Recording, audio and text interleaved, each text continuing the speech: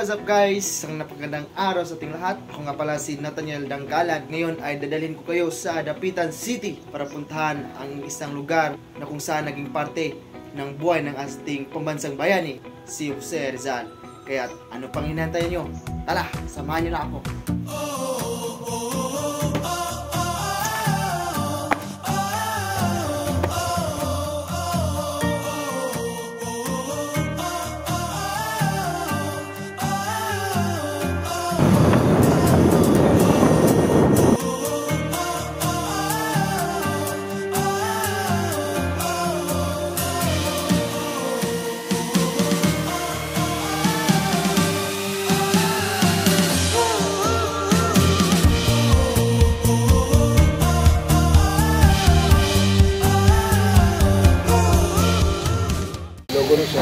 So what's up guys, nandito na tayo ngayon sa Rizal Shrine sa Dapitan City.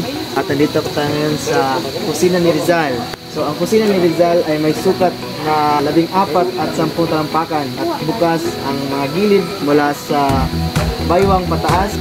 I-disenyo ito upang maging mahangin at maiwasan ang sobrang usok sa loob. So tayo na at pumasok. So makikita natin dito na may source ng tubig na galing sa kalikasan. So, nandito ang may lumang balde at may tubig. So, nandito ang mga iba't ibang lumang kagamitan ni Rizal. May banga, takore, na makita naman natin na gawa sa clay. At dito may tasa na ginagamit niya para pag-inom. So, ito ang gamit ng tasa.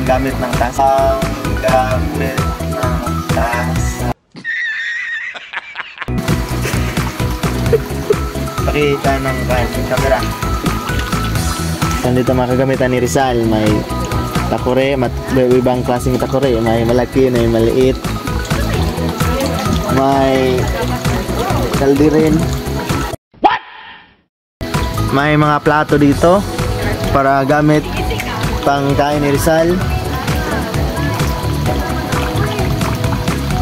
At dito may parang kabinet. Ano bang kabinet ni Rizal? So, talagang matibay ito dahil gawa ito sa kahoy na matigas.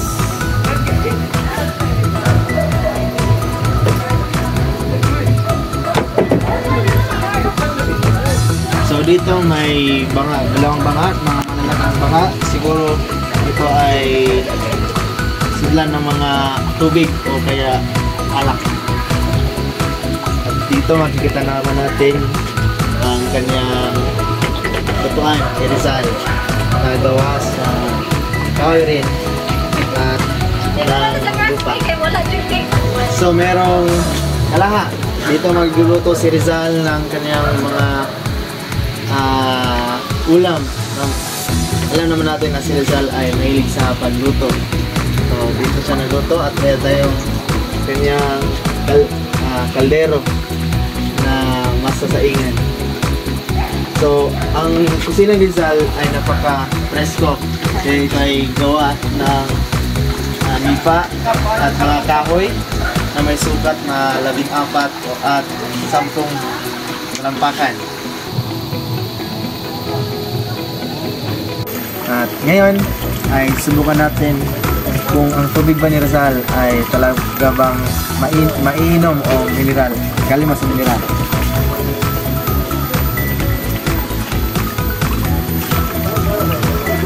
So talagang ang tubig ni Rizal ay napakasarap. So yun ang mga detalye ng kusina ni Rizal. At sana ay mayroon kayong natutunan o mahalagang natutunan sa ating video nito. So hanggang sa muli.